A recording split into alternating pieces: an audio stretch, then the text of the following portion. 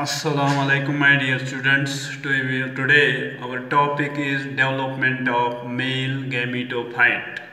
इसमें दो हिस्से हैं। पहला हिस्सा जो है प्री पॉलिनेशन डेवलपमेंट और जो दूसरा हिस्सा है इसका उसको कहते हैं post pollination development.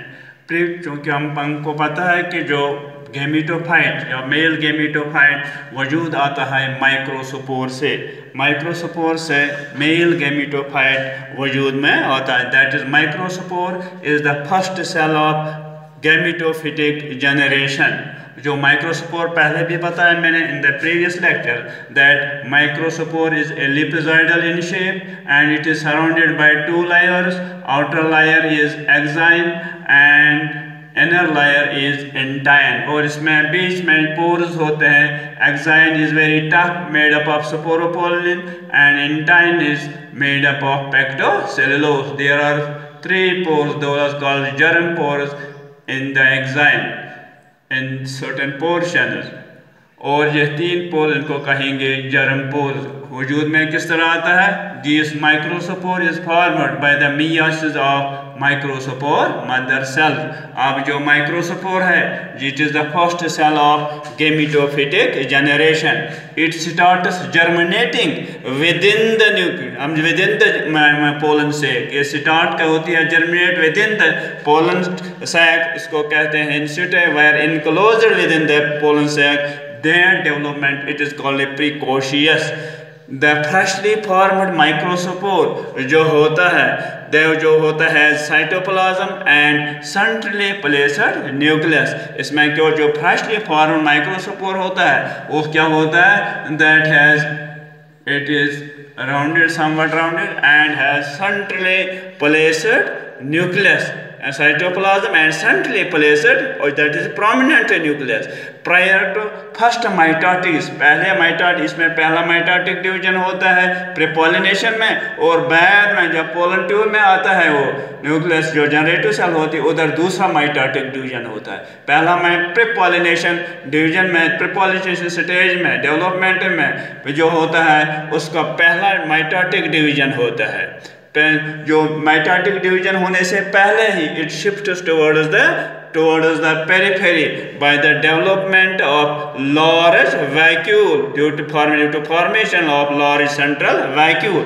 Microspore nucleus then divides into two daughter cells या daughter nuclei and an oblique wall। इस तरह एक oblique wall बन जाती है into two daughter cells and oblique wall is laid thus forming two unequal cells, smaller generative cell and the larger vegetative cell. दो unequal cells वजूद में आ गई। जो स्मॉलर जो है वो उसको कहते हैं जनरेटिव सेल जो लाई होती है next to the pollen sac wall और विद द एंटाइन और जो लार्जर होती है that is called vegetative cell. The layer of callose is deposited around the generative cell। Generative के सेल के इर्द गिर्द एक कैलोस लेयर डेवलप होती है और डिपॉजिट होती है around which then loses its contact with this entine and then comes to lie freely। फिर ये freely lie करती है in the cytoplasm। The callous layer dissolves, the generative cell attains an ellipsoidal or lenticular shape। The generative cell has large nucleus, small cytoplasm, while as the vegetative cell has smaller nucleus and larger cytoplasm। In majority of angiosperms, this pollen grain is shed at two-celled stage। majority of angiosperms में जो pollen grain shed होता है वो at two-celled, that is 70% shed the pollen grain is at two-celled stage। अगर इधर हम दो चीज़ें हमें आ गई, एक है वेजिटेटिव सेल और जनरेटिव सेल। वेजिटेटिव और जनरेटिव सेल में क्या फ़र्क है? जो वेजिटेटिव सेल होती है वो लार्ज साइज बिग साइज होता है इसका, मगर इसमें न्यूक्लियस स्मॉल होता है। वह जनरेटिव सेल में क्या होता है, उसका जो साइज होता है स्मॉल होता है, न्यूक्लियस होता है बड़ा होता है। दूसरी फर्क है, इसमें कोई no cell wall is present in the vegetative cell whereas cell wall is present in the generative cell. इसमें क्या होता है, स्टोरेज ग्रेन्स होते हैं, लिपिड्स होते हैं और चीज़ें स्टोरेज होता है, तो इसमें प्रेजेंट होते हैं वेजिटेटिव सेल में, और मगर जो जनरेटिव सेल्स में लिमिटेड नंबर ऑफ ऑर्गेनेल्स होती है। तीसरी चीज़ जो चौथी चीज़ जो फ़र्क है, ये डोरमेंट होता है, यो जनरेट वेजिटेटिव सेल डोरमेंट होता है, whereas the generative cell is that is active, that is called that is active.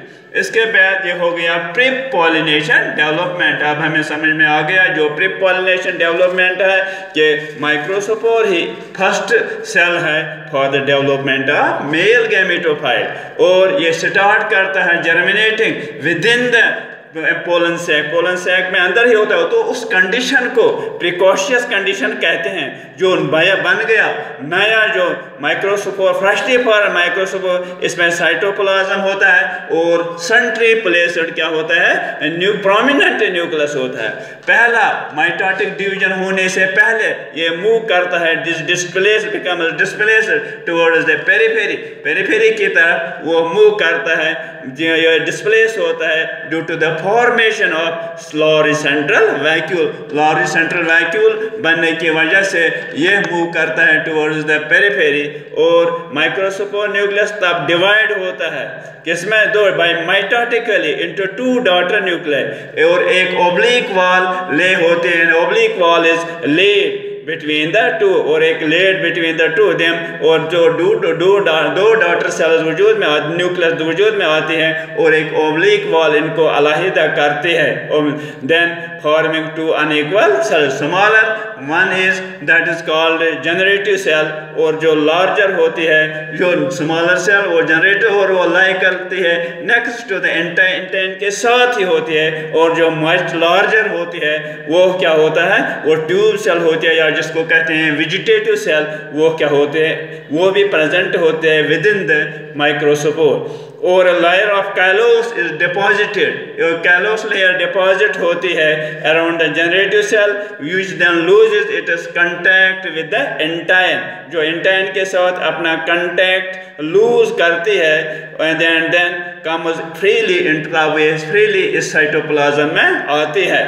The callose layer dissolve the generative cell अब अटेन करते हैं एलिपसॉइडल शेप या लेंटिकुलर शेप। तो जो मैंने पहले भी कहा, जो जनरेटिव सेल है उसमें लार्ज न्यूक्लियस होता है, स्मॉल साइटोप्लाज्म होता है। वेजिटेटिव सेल में क्या होता है, स्मॉलर न्यूक्लियस होता है और लार्ज साइटो, और मेजॉरिटी ऑफ द एंजियोस्पर्म्स जो माइक्रोपोलन ग्रेन्स वो शेड होते हैं एट टू सेलर स्टेज। इसके बाद मैंने कहा था इसमें डिफरेंसेस, और डिफरेंसेस के बाद वेजिटेटिव सेल और जनरेटिव सेल में क्या डिफरेंस है, फ़र्क है आपस में।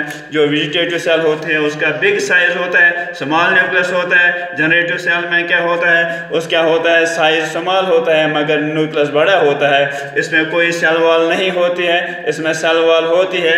इसमें स्टोरेज, वेजिटेटिव स्टोरेज प्रेजेंट होता है, लिपिड्स प्रेजेंट होता है। इसमें लिमिटेड नंबर ऑफ ऑर्गेनेल्स होती है, ये डोमिनेंट होता है, जबकि ये होता है एक्टिव। ये हुआ प्री पॉलिनेशन डेवलपमेंट। इसके बाद जो दूसरा है post pollination development. Post pollination development क्या होता है, अब ये लिबरेट हो गया पोस्ट पॉलिनेशन डेवलपमेंट, अब ये लिबरेट हो गया पोस्ट पॉलिनेशन डेवलपमेंट। जो लिबरेटेड पोलन ग्रेन है ब्रस्ट हो गया तो टू सेलर स्पेज में लिबरेट हो गया, तो ये इस पोलन ग्रेन का इसका फेट अब इसको जाना है टू द रिसेप्टिव सपोर्ट और stigma of the carpel. The liberated pollen grain then goes to the or is transferred to the receptive support of the carpel by pollination.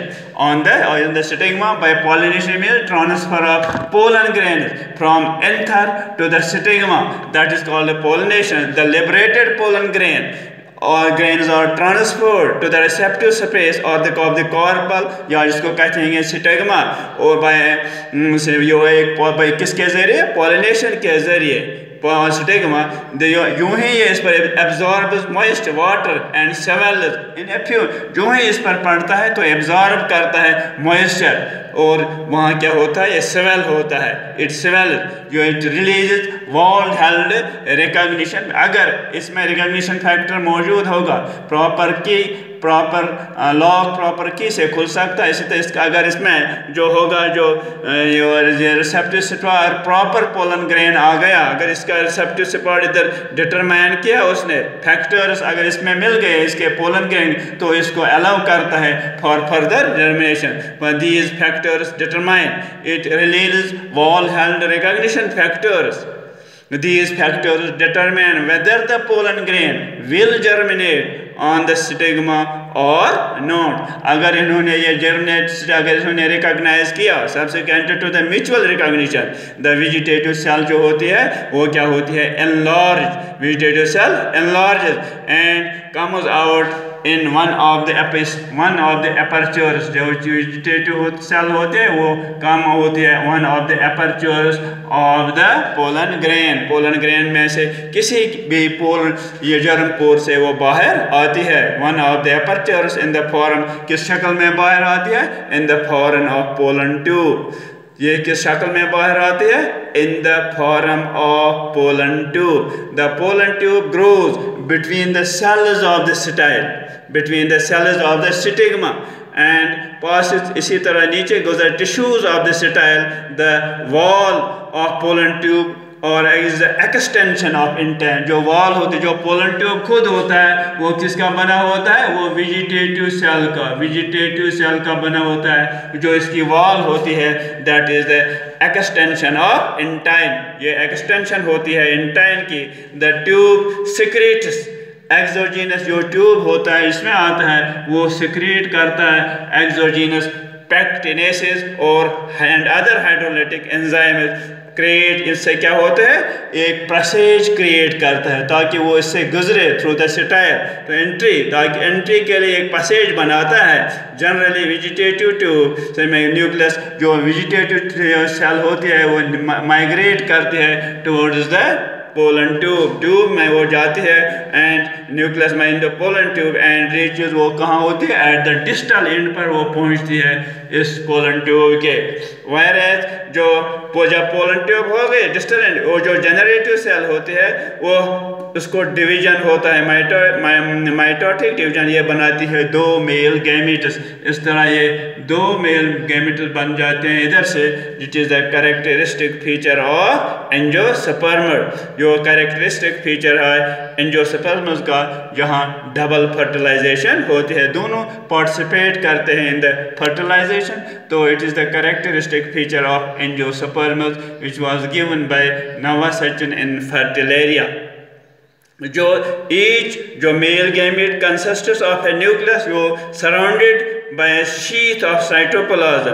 Tube nucleus जो होता है उसका कोई अहम रोल नहीं होता है, वायरस वो डिसइंटेग्रेट होता है। इस तरह वजूद में आ गया मेल गैमेटोफाइट। ये सब कुछ था प्री पॉलिनेशन और पोस्ट पॉलिनेशन में किस तरह मेल गैमेटोफाइट वजूद में आता है from the my pollen grain. This will do for the day. Assalamu alaikum.